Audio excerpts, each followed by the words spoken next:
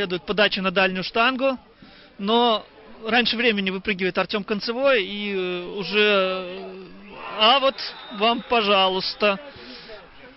Вячеслав Глеб попытались что-либо создать, но очередная потеря.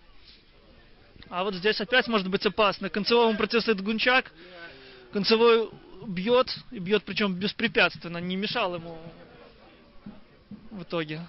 Сучков перехватывает мяч, отдает пас Теплову. Теплов чуть смещается, бьет, но Чесновский забирает мяч в руки. Ну что ж, это уже может быть опасно у ворот Жодина. Подача на дальнюю штангу, удар.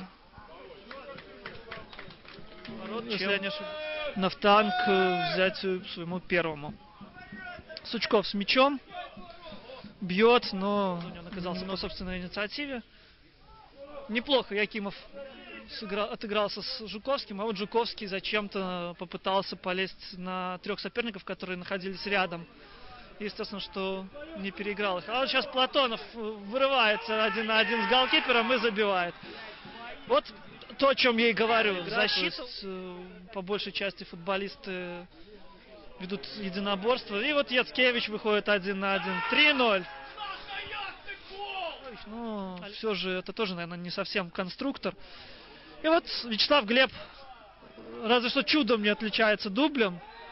А вот Александр Яцкевич, который пошел на добивание, зарабатывает пенальти. Вячеслав Глеб набирает разгон, удар и разводит Игоря Довгяла с мячом по разным углам. И Якимов, показывая, что ну кому мне отдавать-то передачу, ребята, вы что?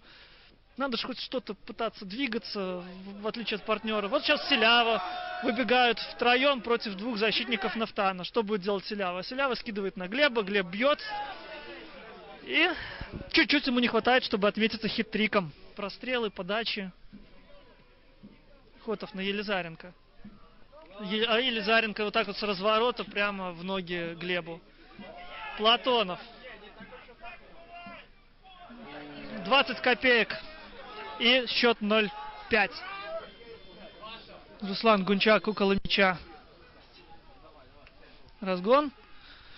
Что ж, был шанс у Чесновского отловить этот мяч.